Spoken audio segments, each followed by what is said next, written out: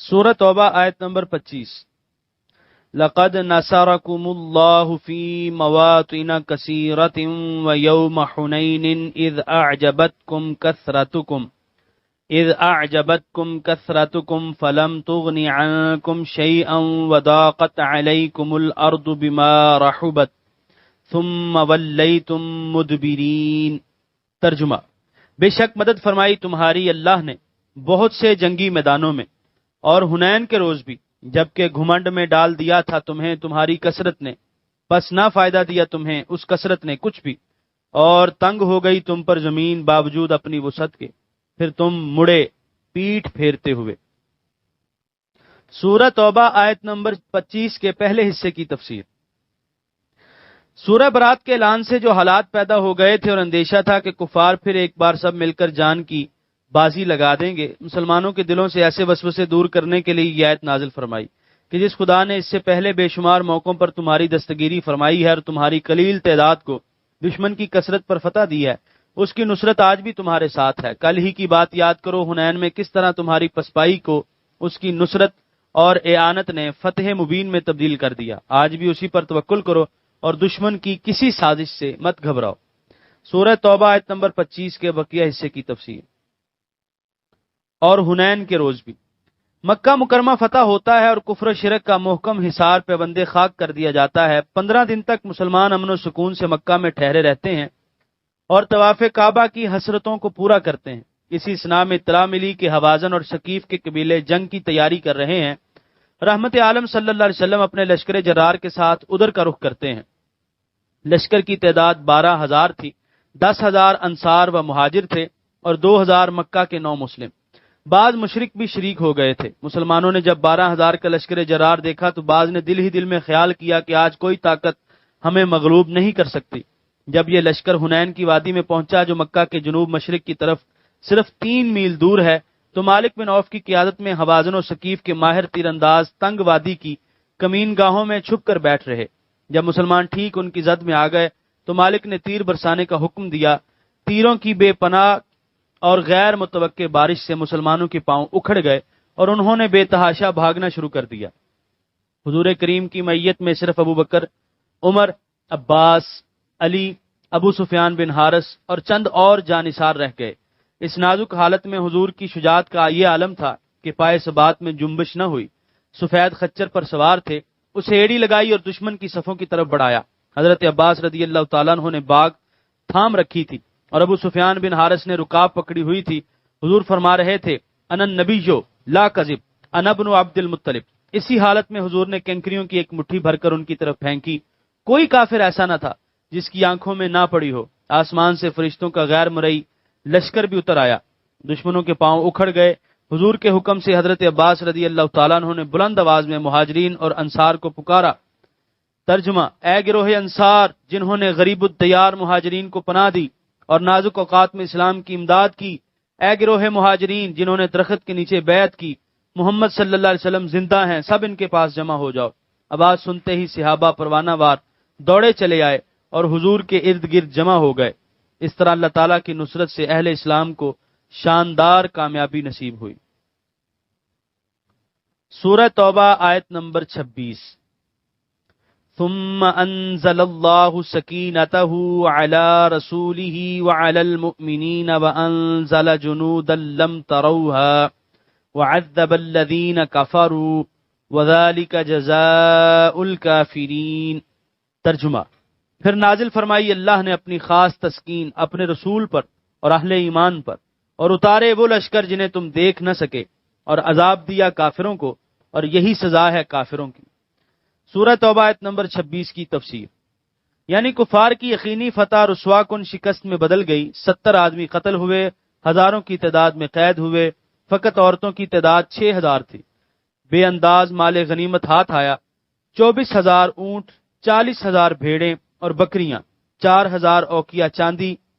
ذالکہ کے لفظ نے یہ بتا دیا کہ کفار کا طبعی انجام یہی ہے کہ ان کو ہر میدان میں شکست کا سامنا کرنا پڑے اور قیامت کے ابدی عذاب سے پہلے دنیا میں ہی وہ اپنے کیے کی سزا بھگت لیں۔ سورہ توبہ آیت نمبر 27۔ ثم يتوب الله من بعد ذلك على من يشاء والله غفور الرحیم۔ ترجمہ، پھر رحمت سے توجہ فرمائے گا اللہ تعالیٰ اس کے بعد جس پر چاہے گا، اور اللہ تعالیٰ غفور الرحیم ہے۔ سورہ توبہ آیت نمبر 27 کی تفسیر۔ حنین کی فتح کے بعد طائف کا محاصرہ کیا گیا جو 18 روز تک جاری رہا۔ اس کے بعد حضور کریم جیرانہ کے مقام پر واپس تشریف لائے، جہاں سارا مال غنیمت اکٹھا کیا گیا تھا اور اس کو حکم خداوندی کے مطابق تقسیم فرمایا۔ اس کے بعد حوازن کا ایک وفد جو مشرف اسلام ہو چکا تھا حاضر خدمت ہوا اور رحمت و شفقت کا خاصگار ہوا۔ حضور نے فرمایا، میں نے اتنے روز اس مال کی تقسیم میں تاخیر کی لیکن تم نہ آئے، اب مال تقسیم ہو چکا ہے، اب دو چیزوں میں سے ایک پسند کر لو، اہل و عیال یا مال و اسباب۔ انہوں نے عرض کی، ہم مال و اسباب کے طلبگار نہیں، ہمارے اہل و عیال واپس فرما دیجئے۔ چنانچہ حضور نے خطبہ دیا اور ارشاد فرمایا کہ یہ لوگ مسلمان ہو کر ہمارے پاس آئے ہیں، ہم نے انہیں اختیار دیا ہے کہ چاہے مال و اسباب لے لیں، چاہے اہل و عیال آزاد کرا لیں۔ انہوں نے اہل و عیال کو آزاد کرانا پسند کیا ہے، اس لیے ان کے جو اسیر میرے حصے میں اور عبد المطلب اور ہاشم کی اولاد کے حصے میں آئے ہیں، میں انہیں آزاد کرتا ہوں۔ اپنے آقا و مرشد کا ارشاد سن کر سب انصار و مہاجرین بے یک زبان عرض پرداز ہوئے، اما ما کان لنا فہو لرسول اللہ صلی اللہ علیہ وسلم، یا رسول اللہ جو قیدی ہمارے حصے میں آئے ہیں سب حضور کی نظر ہیں۔ چنانچہ اس طرح ان دشمنوں کے اہل و عیال کو عزت و احترام سے آزاد فرما دیا۔ اس فیاضانہ سلوک کا نتیجہ یہ نکلا کہ اسلام سے عداوت اور اناد کے بھڑکتے ہوئے شعلے سرد پڑ گئے، اور حضور کریم کی دریا دلی کو دیکھ کر اسلام کے قدیم دشمن بھی اسلام کے گرویدہ ہو گئے۔ اس آیت میں اسی امر کی طرف اشارہ ہے۔ سورہ توبہ آیت نمبر 28۔ یا ایہا الذین آمنوا انما المشرکون نجس فلا يقربوا المسجد الحرام بعد عامهم هذا وإن خفتم عيلة فسوف يغنيكم الله من فضله إن شاء ان اللہ علیم حکیم۔ ترجمہ، اے ایمان والو، مشرکین تو نرے ناپاک ہیں، سو وہ قریب نہ ہونے پائیں مسجد حرام سے اس سال کے بعد، اور اگر تم اندیشہ کرو تنگ دستی کا تو غنی کر دے گا تمہیں اللہ تعالیٰ اپنے فضل و کرم سے اگر چاہے گا، بے شک اللہ تعالیٰ خوب جاننے والا بڑا دانا ہے۔ سورہ توبہ آیت نمبر 28 کے پہلے حصے کی تفسیر۔ فتح مکہ کے بعد بھی مشرکین عرب حرم کعبہ میں داخل ہوتے اور اپنے جاہلانہ رواج کے مطابق طواف کرتے اور ارکان حج بجا لاتے۔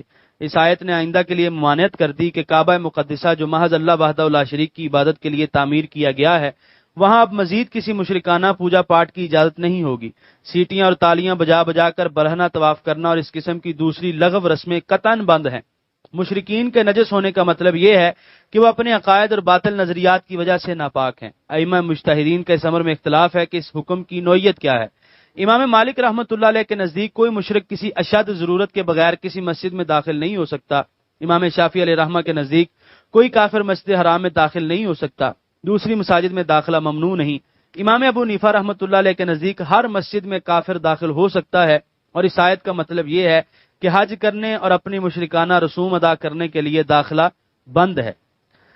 سورہ توبہ آیت نمبر 28 کے بقیہ حصے کی تفسیر۔ اور اگر تم اندیشہ کرو تنگ دستی کا تو غنی کر دے گا تمہیں اللہ تعالیٰ اپنے فضل و کرم سے اگر چاہے گا۔ جب کفار سے قطع تعلق کا اعلان کر دیا گیا تو بعض لوگوں کے دلوں میں یہ خیال گزرا کہ اس طرح تو تجارتی کاروبار بھی بند ہو جائے گا، ضرورت کی چیزیں نایاب ہو جائیں گی اور کھانے پینے کی اشیاء کی بھی تنگی ہو جائے گی۔ اللہ تعالیٰ فرماتے ہیں کہ رزق کی بست و کشاد میرے دست قدرت میں ہے، یہ خوف دلوں سے نکال دو۔ حضرت صدر الافاضل فرماتے ہیں اگر چاہے فرمانے میں تعلیم ہے کہ بندے کو چاہیے کہ طلب خیر اور دفع آفات کے لیے ہمیشہ اللہ تعالیٰ کی طرف متوجہ رہے اور تمام امور کو اسی کی مشیت سے متعلق جانے۔ سورہ توبہ آیت نمبر 29۔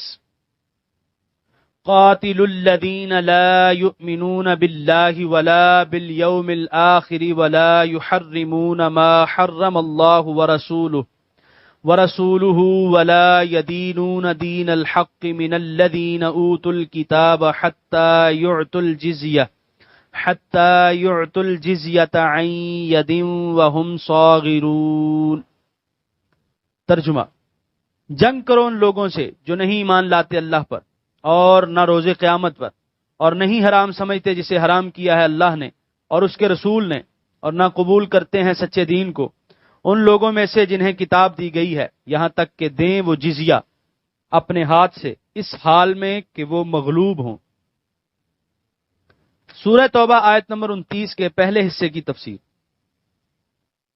جب جزیرہ عرب کے بیشتر حصے پر اسلام کا پرچم لہرانے لگا اور مشرکین کی طاقت ختم کر دی گئی، تو ارد گرد کی حکومتوں کو بھی اسلام کی روز افزوں قوت سے خدشہ پیدا ہونے لگا اور انہوں نے اسلام کو کچل دینے کی تیاریاں شروع کر دیں۔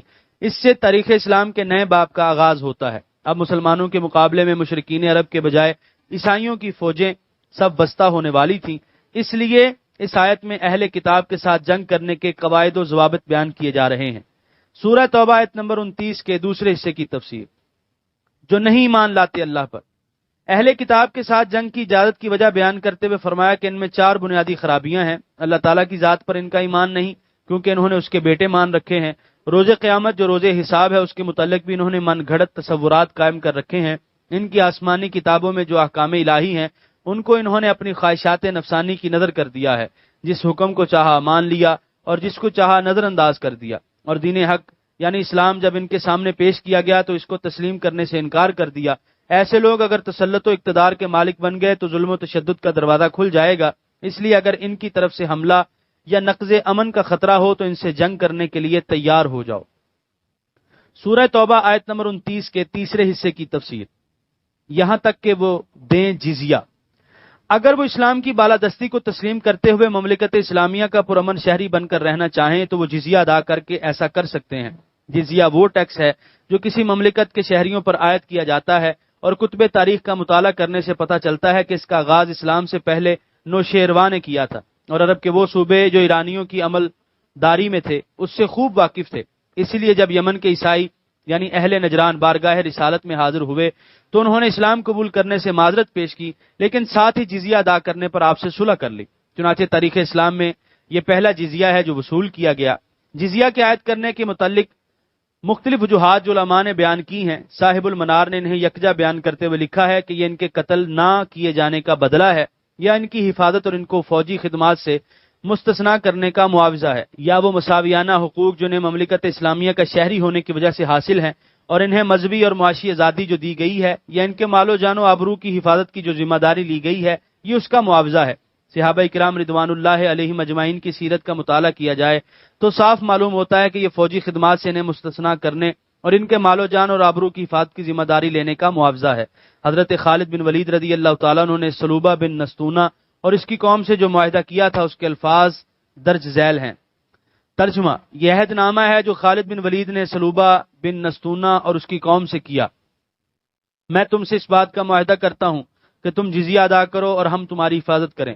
جب تک ہم تمہاری حفاظت کریں گے ہم جزیہ وصول کرنے کے حقدار ہیں، ورنہ نہیں۔ ماہ صفر 12 ہجری۔ اس روایت سے اس کے ہم معنی متعدد روایات سے پتہ چلتا ہے کہ یہ جزیہ ذمہ داری کا معاوضہ تھا جو مسلمان ان کی حفاظت اپنے ذمہ لیا کرتے تھے، اور ایسا بھی ہوا کہ جب کبھی مسلمانوں نے محسوس کیا کہ وہ اس ذمہ داری کو پورا کرنے سے قاصر ہیں تو انہوں نے جزیے کی وصول شدہ رقم واپس کر دی۔ چنانچہ جنگ یرموک سے پہلے جب مسلمانوں نے جنگی مصلحت کے پیش نظر حمص وغیرہ کو خالی کرنا ضروری سمجھا تو افواج اسلامیہ کے سپہ سالار عام حضرت ابو عبیدہ رضی اللہ تعالیٰ عنہ نے اپنے تمام ماتحت جرنیلوں کو حکم بھیجا کہ اپنے اپنے علاقے سے جو جزیہ اور خراج انہوں نے وصول کیا وہ لوگوں کو واپس کر دیں، اور انہیں بتائیں کہ تمہاری حفاظت کی ذمہ داری ہم نے قبول کی تھی، جس کے عوض تم نے ہمیں یہ رقوم دی تھی، سر دست ہم اس کو نبھانے سے قاصر ہیں، اس لیے ہم یہ واپس کر رہے ہیں۔ اگر اللہ تعالیٰ نے ہمیں دشمن پر کامیابی بخشی تو جو معاہدہ ہمارے اور تمہارے درمیان ہو چکا ہے وہ بحال رہے گا، اگر تم نے اسے نہ توڑا تو ہم اس کی پابندی کریں گے۔ جب وہاں کے باشندوں نے مسلمانوں کا یہ رویہ دیکھا تو ان کی آنکھوں میں آنسو چھلکنے لگے اور وہ دعائیں مانگنے لگے کہ اللہ تعالیٰ تمہیں پھر واپس لائے اور دشمن پر غلبہ نصیب کرے، اللہ تعالیٰ تمہیں ہمارے پاس واپس لائے اور تمہاری مدد فرمائے۔ اگر وہ رومی ہوتے تو ہمیں پھوٹی کوڑی بھی واپس نہ کرتے۔ یہی وہ بے مثل کردار تھا جس نے انہیں اسلام کا گرویدہ بنا دیا۔ عہد فاروقی میں ہمیں ایسے متعدد واقعات دکھائی دیتے ہیں جن میں یہ تصریح ہے کہ جب جزیہ ادا کرنے والوں نے جنگ میں شرکت کی تو ان کا جزیہ معاف کر دیا گیا۔ اب دیکھنا یہ ہے کہ کس کس سے جزیہ لے کر صلح کی جا سکتی ہے۔ امام ابو بکر جساس لکھتے ہیں کہ اہل کتاب سے جزیہ پر صلح کرنے کا حکم قرآن کریم میں ہے، اور مجوس جو اہل کتاب نہ تھے ان سے حضور صلی اللہ علیہ وسلم نے جزیہ قبول فرمایا۔ اس سے ثابت ہوا کہ تمام کفار سے خواہ و اہل کتاب نہ ہوں، جزیہ لے کر صلح کر لینا شرعاً جائز ہے، بجز عرب کے بت پرستوں کے کہ ان کے سامنے دو ہی راستے ہیں، اسلام یا تلوار۔ مولانا آزاد نے یہاں خوب لکھا ہے کہ باقی رہے مشرکین عرب تو ان کا سوال عملاً پیدا ہی نہیں ہوا، کیونکہ سورہ برات کے نزول کے بعد تمام مشرکین عرب مسلمان ہو چکے تھے، اور حکمت الہی کا فیصلہ یہی تھا کہ جاہلیت عرب کا شرک پھر یہاں سر نہ اٹھائے۔ لیکن جو قبیلے یا اہل ملک جزیہ ادا کرنے پر صلح کرتے ہیں، اس کا یہ مطلب نہیں کہ اس کے تمام افراد پر بلا استثناء جزیہ کی ادائیگی لازم ہو جاتی ہے، بلکہ عورتیں، بچے، بوڑھے، لنگڑے، اپاہج وغیرہ اس حکم سے مستثنیٰ ہیں۔ سورہ توبہ آیت نمبر 29 کے بقیہ حصے کی تفسیر۔ اس حال میں کہ وہ مغلوب ہوں۔ امام شافعی اپنے احکام القرآن میں اس کی وضاحت کرتے ہوئے لکھتے ہیں، یعنی اہل علم نے اس کا معنی یہ کیا ہے کہ اسلام کے احکام ان پر نافذ کیے جائیں۔ یہاں پر 10ویں پارے کا 10واں رکوع مکمل ہوا۔